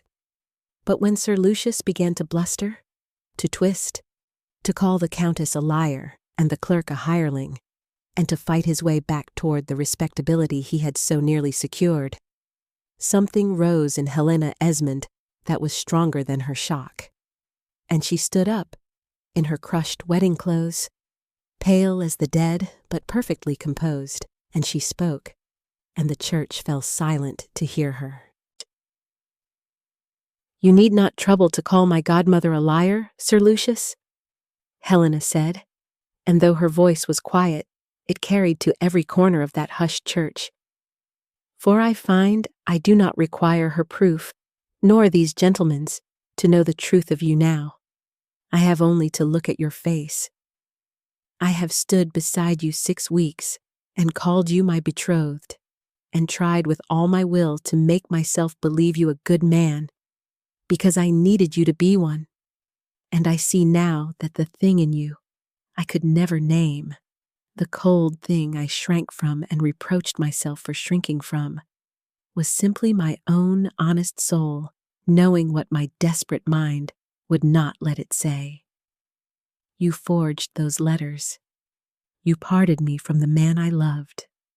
You let me grieve a year for a faithlessness that never was, and then you came to me with my father's life in your hand and bought me with it, knowing I could not refuse. And you called it love, and meant to live beside me all my days wearing the face of my rescuer, while I never knew you were my ruin. That is what you did, sir. I do not say it in anger. I find, strangely, that I am not angry. I am only very tired and very clear. I will not marry you. I would not marry you now, though my whole family went to the workhouse for it. For I have learned this morning that there are some prices too high, even to save the people one loves, and the buying of a wife by the breaking of her heart and the forging of a good man's hand is one of them. Whatever becomes of me and mine, it will not be by your money, sir, nor under your name. I would sooner be poor and honest to the end of my days than rich and respectable as your wife. And if that leaves my family to face their ruin, then we shall face it as the Esmonds have always faced things, with our heads up and our hands clean. And we shall be poorer than you and a great deal richer, for we shall not have sold our souls. Go, sir. There is nothing here for you. There never was. You only stole the appearance of it. And the appearance is gone now, with the truth come out, and you are left with exactly what you are, which is a wealthy man whom no one in this county will ever again receive. I think that is punishment enough. I wish you no other. I only wish you gone." And the church was utterly silent when she finished. And then it was not silent, for there ran through it a low murmur that was, unmistakably, on Helena's side, the sound of a room full of people who had come to see a poor girl married to a rich man's money, and had instead seen her refuse it, with the truth on her side and her dignity entire, and turn out a villain before them all, without once raising her voice in anger. And the murmur swelled, and someone near the back began, astonishingly, to applaud, and others took it up until the bride who had been pitied that morning as a portionless girl marrying to save her family stood vindicated in the eyes of the whole county, the moral mistress of a church that had assembled to watch her sold. Sir Lucius Marden, white and shaking and finished, looked once around that hostile murmuring company, and found not one face that would meet his eyes with anything but contempt. And he turned and walked out of St. Aldhelm's alone, past the very altar where he had thought to be made a respectable man within the hour, and out into a county that would, exactly as Helena had said, never receive him again. And he is of no further interest to anyone, and we shall waste no more of a good story upon him. The county, which had assembled at St. Aldhelm's to see a poor gentlewoman married to a rich man's fortune, found that it had instead witnessed something far rarer and far more to its taste, and the talk of it ran through every drawing-room for a 12-month. And the talk, to Helena's quiet astonishment, ran almost entirely in her favor. She had expected, in the first dazed aftermath, to be ruined by the scandal. For a bride carried fainting from her own wedding by another man, the marriage broken off before the whole county, was the very stuff of disgrace. And a year before, a portionless girl at the center of such a spectacle would have been whispered into social oblivion without mercy. But the truth had come out with her, there in the church, before them all. The county had seen, not a fickle girl jilting one man for another, but a wronged woman refusing the villain who had defrauded her with the proof laid bare and her dignity entire. And the county, which loves a villain unmasked nearly as much as it loves a scandal, had taken her part with surprising warmth. It helped, of course, that her champion was the Dowager Countess of Harlow, whose consequence was such that her open and ferocious patronage of her goddaughter settled the question of Helena's standing at a stroke. For whatever the county might have ventured to whisper about a penniless Miss Esmond, no one was fool enough to whisper it against a young woman whom the formidable Countess of Harlow had publicly claimed as her own and ringed about with the whole weight of her fortune and her name. But it was more than the Countess's patronage. It was Helena herself and the manner of her vindication that turned the county's heart. For the story that went round, the forged letters, the parted lovers, the villain's cold scheme, the desperate marriage to save a ruined family, and above all, the bride who, offered every reason to grasp at the rich man's fortune, had flung it back in his teeth sooner than be bought, and would rather face poverty with clean hands than respectability as a fraud's wife. That story showed Helena Esmond to be exactly what the discerning had always half seen her to be, a gentlewoman of rare quality, whose worth had nothing to do with her empty purse, and who had proved, at the dramatic test, that her dignity was not for sale at any price. The Countess of Harlow, who never let a good moral go to waste, drove the point home wherever she went, with her usual force. They marveled that a penniless girl should turn out finer than half the heiresses in the county, she would say. They should not marvel. Worth was never a matter of money. It only takes a crisis to show the world the difference between the two, which it is forever confusing. My goddaughter had no fortune, and refused one. The man who offered it had a great fortune and no worth at all. And any fool who watched that wedding now knows which of the two is the richer, and it is not the one with the money. Price and worth, my dears. The world spends its whole life mistaking the one for the other, and now and again, thank God, something happens to show it the difference. And the county, suitably instructed, agreed. And when Helena became the Duchess of Rosmore that autumn, she took her place at the summit of that same county, not as an upstart to be sniffed at, but as a woman the whole neighborhood had seen tested and found true, which is a foundation no mere rank can give and no scandal can shake. There remained the Duke of Rosmore, and Helena, the villain gone, and the truth out, and the church emptying of its astonished guests, turned to him at last, and did not, even now, simply fall into his arms, for she had a year of grief to reckon with, and her dignity to keep, and a thing she needed to say to him before anything else could be said. They walked out into the churchyard, the two of them, while the Countess of Harlow shepherded away the gawkers with magnificent ruthlessness. And there, among the old leaning headstones in the spring sunshine, Helena faced the man she had loved and not lost after all, and spoke her heart. "I am glad to know the truth," she said. "I am glad past words to know that you did not abandon me lightly, that you were lied to, that what we had was real and not the foolish dream of a poor girl reaching above herself. You cannot know what it heals in me to learn it. But I must say a hard thing to you, Dominic, before I say any other, for it stands between us and will not be wished away. You believed it. The lie was Marden's, but you believed it. Believed me a mercenary schemer, believed it readily, on the strength of a letter, and went away without one word, without coming to me, without asking. A whole year I grieved you, thinking the fault mine, thinking I had dreamed above my station and been justly woken, and all that while you were nursing the same lie, too proud to come and ask the woman you loved whether the thing you had been told was even true. If you had come to me, if you had ridden to our door that week, as you have ridden to this church today, and looked me in the face and asked me, there would have been no year of grief, no Sir Lucius, no wedding, nothing but the truth, which I would have given you in an instant.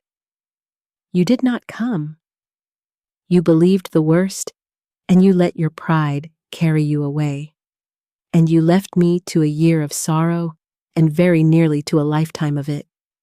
I do not say this to wound you.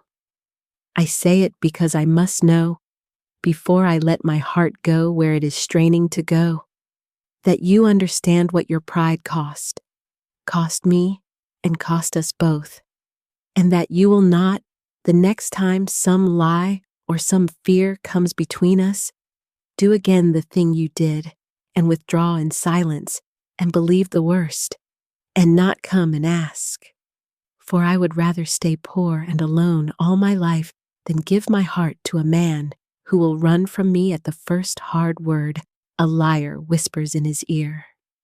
Tell me you understand. Tell me truly. I have had enough of comfortable falsehoods to last me my life. And the Duke of Rosmore did not flinch from it, nor make excuses, nor plead the cleverness of the lie. He took the whole hard truth of it upon himself, for he had spent a night's hard riding coming to exactly her conclusion. You are right in every word, he said.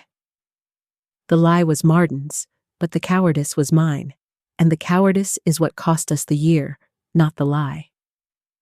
I believed the worst of you, because I was a coward and a fool, because I had armored my heart so long against being wanted only for my rank, that I leapt at any proof that you were false, since a false Helena was easier to bear than the terror of a true one I might lose.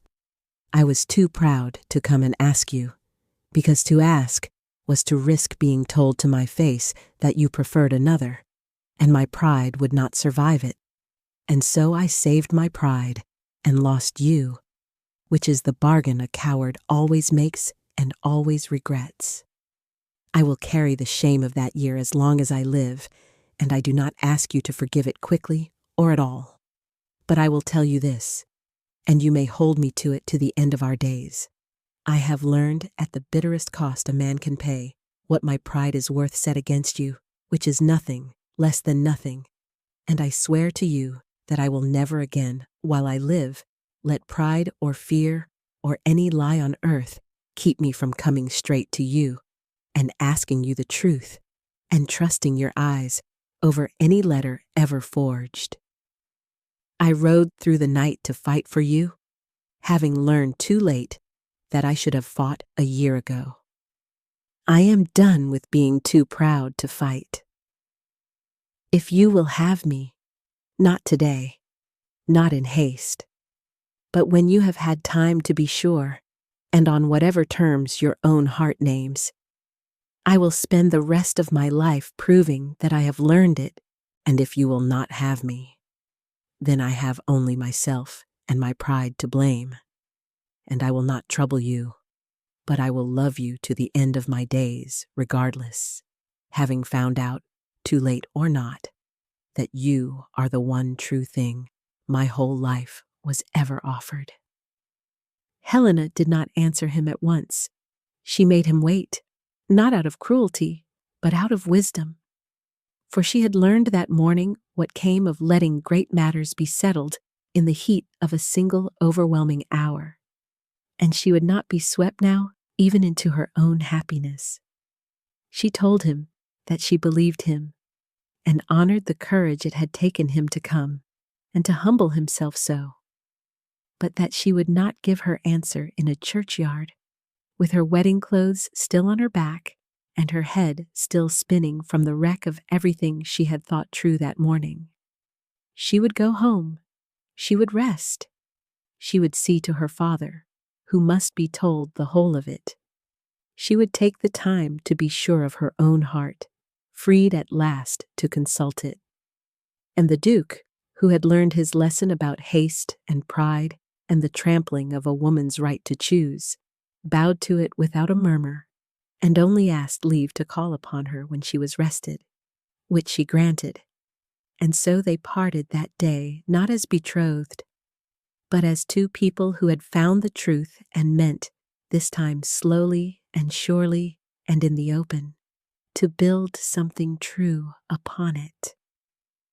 The matter of the family's ruin, which had driven Helena to the altar in the first place, was settled in the way that mattered most, which was honorably and not by any man's purchase of her. For the Dowager Countess of Harlow, having saved her goddaughter from a villain, was not about to leave her to the ruin that had delivered her into the villain's hands.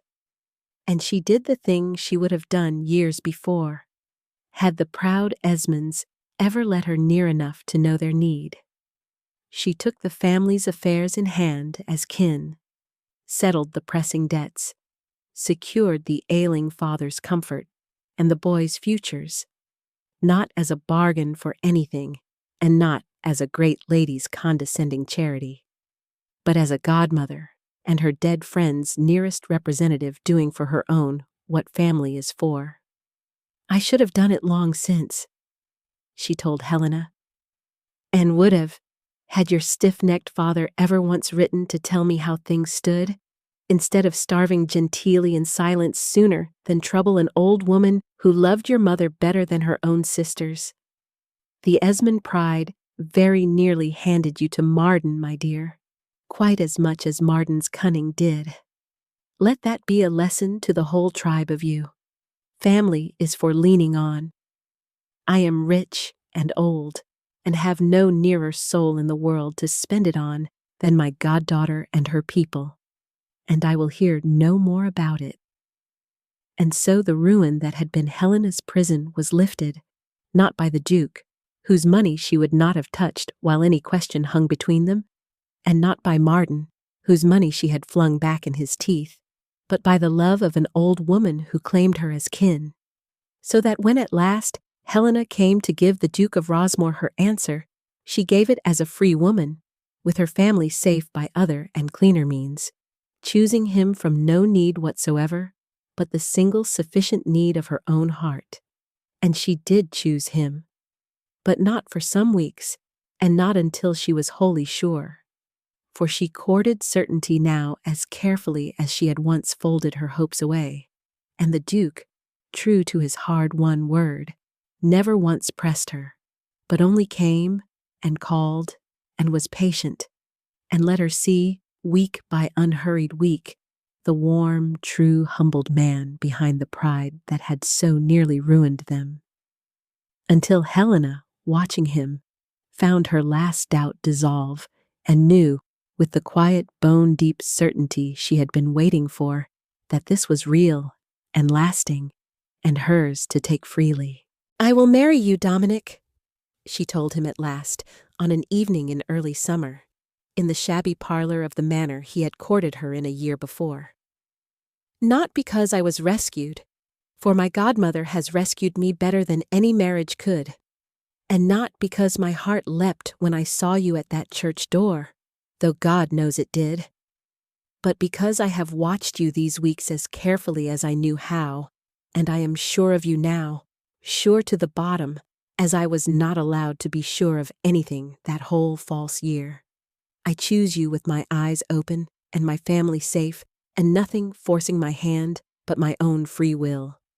That is the only way I would ever have had you, and the only way worth having or being had. Yes, with my whole heart, and on no one's terms but our own. Yes." There was a hard hour after the wreck of the wedding, when Helena had to go home and tell her father the whole of it, and it proved, in the end, one of the most healing passages of the entire affair, though she had dreaded it as she rode home in her crushed wedding clothes. For Mr. Esmond did not know the truth, knew only that his daughter had agreed to marry the rich Sir Lucius Marden to save them all, and that the wedding had ended in some catastrophe he did not understand. His daughter carried fainting from the church by the Duke of Rosmore, and the whole thing broken off. And Helena had to sit with her gentle, bewildered father, and tell him everything, from the beginning. How she had loved the Duke the spring before. How Marden had forged the lies that parted them. How she had grieved and given up, and finally sold herself to Marden to save the family, never telling her father the true cost, because she could not bear to grieve him. How the truth had come out only that morning, by her godmother's hand, at the very altar. She told it gently, sparing him where she could, but she told it whole, and the old man heard it, and was at first stricken almost beyond bearing, for he understood, as she spoke, what his daughter had done for him, that she had been ready to bind herself for life to a man she did not love, to bury her own broken heart, to sacrifice every hope of her own happiness, all in silence, all to save him and the boys from a ruin that was his own doing, and that she would have gone through with it, would have spent her whole life in that cold bargain, sooner than let her father know what it cost her. He wept, the gentle old scholar, as he had not wept since his wife died. Wept for what his daughter had nearly suffered for his sake, and for his own part in it, for the unworldliness that had ruined them, the pride that had refused help, the helplessness that had leaned so heavily on Helena's young shoulders that she had been driven at last to sell herself to lift the weight. "I have been a poor father to you," he said brokenly. "I let you carry us all, and never asked how heavy it was. I was too sunk in my own failures and my own pride to see that you were being crushed beneath them. And you would have married that man, and never told me, and let me live out my days in comfort bought with your whole life's happiness, and called it duty. What kind of man lets his daughter do such a thing? What kind of father?" And Helena had gone to him, and held him, and given him the comfort that was so deeply her nature to give. "The kind I love," she said, "and would do it all again for and more. You are not to reproach yourself. We are neither of us to look backward now, for it has all come right, by a mercy none of us deserved, and I shall be grateful for to the end of my days. The truth is out. Marden is unmasked. My godmother is taking us all in hand, and will not be argued with, and I am free.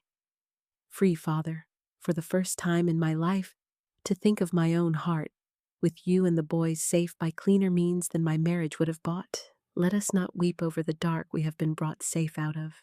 Let us be glad of the light." And the two of them had wept and laughed together in the shabby parlor, the failed father and the sacrificing daughter, and forgiven each other and themselves. And out of that hard hour came a new honesty between them, and the end of the proud silences that had so nearly destroyed them. For they had both learned, at the very brink, the cost of bearing things alone, and resolved, the two of them, never to do it again. There was one ordeal the Duke of Rosmore had to pass before he could call Helena his, and it was not the villain Marden, nor the wreck of the wedding, but the Dowager Countess of Harlow, who had saved Helena from one cold man and had no intention whatever of standing by while she gave herself to another without a thorough examination of his worth. The Countess summoned him, there is no other word for it, within days of the broken wedding, to an interview that the Duke afterward described as the most searching of his life, more searching by far than any he had faced from the great men of the kingdom. She received him alone, sat him down, fixed him with a pair of shrewd old eyes that had seen through 3 generations of fortune hunters and fools, and proceeded to take him apart. She wanted to know, she said, exactly how a man who professed to love her goddaughter had come to believe a forged letter over a year's knowledge of the girl's character, and to run off without a word rather than ask. She wanted to know what assurance Helena could possibly have that he would not do the very same thing the next time some lie or some doubt was whispered in his ducal ear.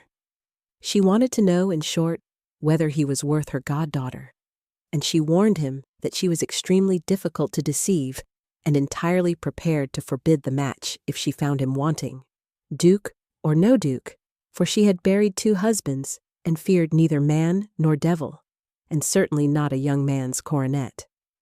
And the Duke of Rosmore, to his lasting credit, did not bluster, nor stand upon his rank, nor offer the old woman the smooth assurances that would have damned him in her eyes at once.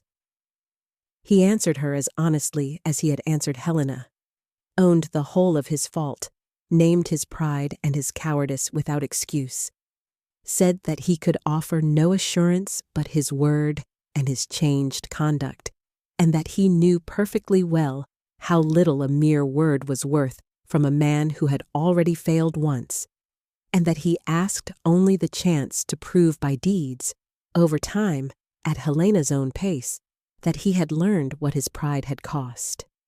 He said he did not blame the Countess for doubting him. He doubted himself. He had earned the doubt, and he would rather she examined him to the bone now than that Helena be hurt again by any softness on her godmother's part. And the Countess of Harlow, who had been fully prepared to dislike him and had laid her traps accordingly, found the wind taken clean out of her sails by a candor she had not expected from a duke, and she examined him for the better part of 2 hours, and probed every weakness, and could not make him flinch from his own guilt, nor catch him in a single self-serving evasion. And at the end of it, she sat back and looked at him a long moment, and pronounced her verdict in the blunt manner that was her hallmark. "You are a fool," she said, "but you are an honest fool, which is the only kind worth saving, and you know yourself for one, which is rarer still. The incurable fools are the ones who think themselves wise. You wronged her badly, and you know it, and you do not whine about it nor excuse it. And a man who can own a great fault so plainly is a man who has truly learned from it, in my long experience, which is more than most ever do. Very well, I shall not forbid you, but understand me your grace. I shall be watching you to the end of my days, which I intend to be a great many, and if you ever again give that girl 1 hour's grief through your cursed pride, I shall make the rest of your life so extremely uncomfortable that you will wish Marden had carried her off after all. We understand each other, I think. Now go and court her properly, slowly, and do not bungle it, and send me word the moment she has the sense to accept you. For I mean to dance at the wedding, and I do not dance for just anyone. The weeks of the Duke's second courtship, the slow, true, open wooing that Helena required before she would give her answer, were as different from the first springs as a thing can be from its own echo, and Helena treasured them for the difference. For the first time, there had been the sweetness of a hidden, ripening, unspoken thing, lovely but fragile, built half on what was not yet said and easily shattered by a lie precisely because so much was assumed and so little spoken. The second time, there was nothing hidden and nothing assumed. The Duke courted Helena in the full light of day, with everything between them already laid bare. The love, the lie, the year of grief, his own failure, all of it spoken and faced. And what they built now, they built openly on the cleared and level ground of complete honesty. He came to the shabby manor as he had come the spring before, but he came humbled and patient, and without the smallest assumption of his welcome. He courted not a girl who did not yet know her own heart, but a woman who knew it entirely, and was withholding it until she was sure of him. And he set himself to deserve her certainty without ever once pressing for it. He talked with her, and walked with her, and sat with her father over the books as he had used to do, and he let her watch him, week after unhurried week, and take his measure, and find out for herself whether the change in him was real and lasting, or only the storm of a single dramatic morning. And she did watch him with the clear, unflinching eye that was her gift. And what she saw convinced her by slow degrees, as no passionate declaration ever could have. She saw that he did not relapse when the high drama of the rescue faded into the proud, reserved man he had been. He grew, instead, steadily warmer, steadily more open, the cold wall about his heart down for good. She saw that he had truly taken her hard words to heart, that he came to her now with everything, the small doubts and the passing fears that he would once have locked away behind his pride, bringing them to her plainly to be talked through, as if to prove with every small honesty that he had learned the lesson of the great silence. She saw him with her family, gentle with her father, kind to her brothers, treating the shabby manor and its reduced people with a respect that no condescension touched. And she saw, above all, that he wanted her for herself, exactly as he always had, the woman and not the conquest, and that the year and the wound and the humbling had only deepened and proven the love, not diminished it. "I am courting you properly this time," he told her once, smiling on one of their walks in the manor's neglected garden. "Slowly, and in the open, and at your pace, and asking for nothing. I made the mistake, the first time, of carrying so much in silence and assuming so much unspoken, that a single lie could bring the whole unspoken edifice down. I will make no such mistake again. There is to be nothing unspoken between us, ever, you and I. I have learned what silence costs, so I shall say everything always, even at the risk of saying too much, and you shall always know exactly where you stand with me, which is at the very center of everything I am, for as long as you will allow it, and longer." And Helena, hearing him, watching him, week by careful week, had felt her last doubt quietly dissolve, until the certainty she had been waiting for was simply there, settled and sure and entirely her own, and she had given him, when it came, an answer she would never have cause to unsay. They were married that autumn at St. Aldhelm's, the same church by Helena's own choosing, for she would not let the place that had nearly seen her sold to a villain stand forever in her memory as a place of grief. She would write a truer ending over the false one, in the very spot, and reclaim it. And so the bells of St. Aldhelm's rang again for Helena Esmond's wedding. But they rang this time over a bride who walked to the altar on her father's arm, with her head high and her heart whole, and her own free choice shining in her face. And the man waiting for her at the chancel step was not a cold baronet who had bought her, but the Duke of Rosmore, who had ridden through a night and humbled a lifetime's pride and earned her slowly in the open, and who watched her come to him with an expression that made more than one matron in the congregation reach for her handkerchief. There was no swoon this time, and no catching. Helena walked the whole length of that aisle on her own 2 steady feet, in no danger of falling, and gave herself, when she reached him, not as a girl rescued from a fall, but as a woman who had chosen, freely and surely, where to stand. And when the bells rang out over the 2 of them at the last, pealing across the bright autumn morning, they were to Helena no longer the tolling of a door swinging shut, but exactly what bells are meant to be, which is joy. And she stood in the sound of them with her hand in her husband's, and thought that she had got, in the end, by a road she would not have chosen and would not now exchange. The one thing she had folded away as impossible all her self-denying life. A love freely given and freely returned, and a place, at last, that was wholly her own. The Duke of Rosmore kept his hard-won word to the end of his days, and never again let pride or fear or any whispered lie come between himself and his wife. He had learned the cost of it too well. They were happy with the particular deep happiness of 2 people who came to each other the hard way, through a lie and a year of grief and a near disaster at an altar, and who valued what they had the more for having so nearly lost it forever.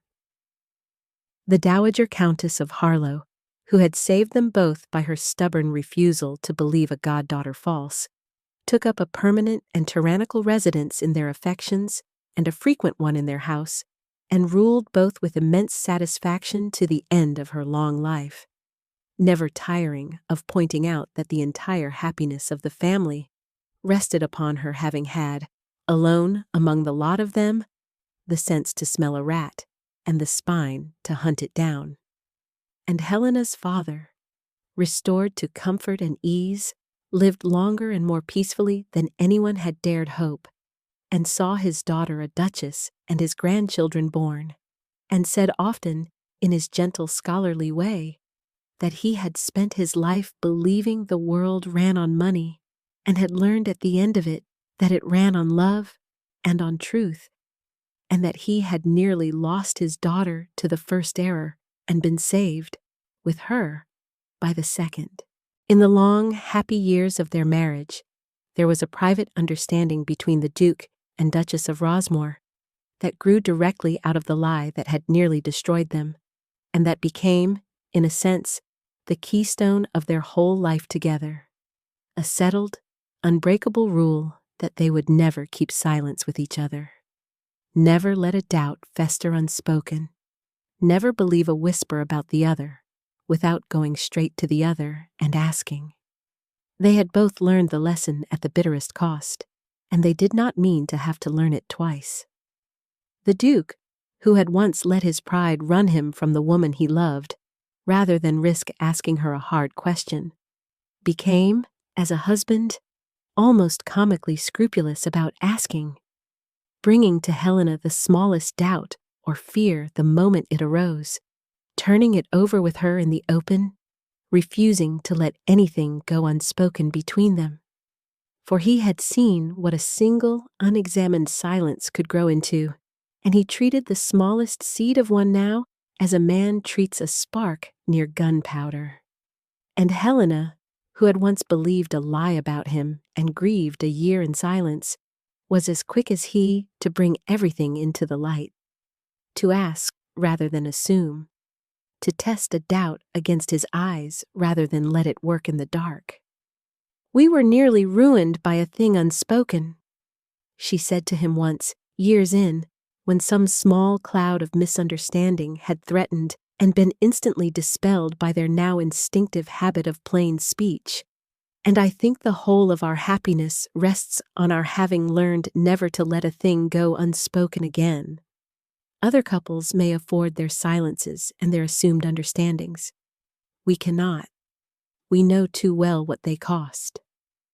We are the two people in England least able to afford a secret or a sulk, having so nearly lost everything to one. And the Duke would agree, and they would laugh about it, for they had reached by then the comfortable place where even the old wound could be laughed about.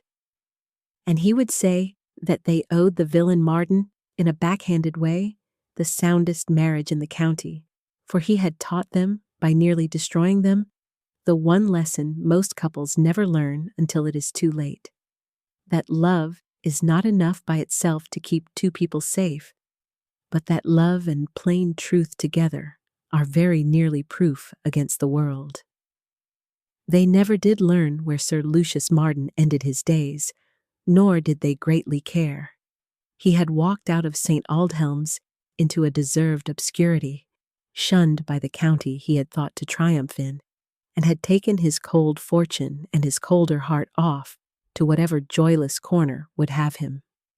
And the Rosmores, who had every reason for bitterness against him, found that they had none to spare, being far too happy to waste any feeling on the author of a grief so thoroughly mended.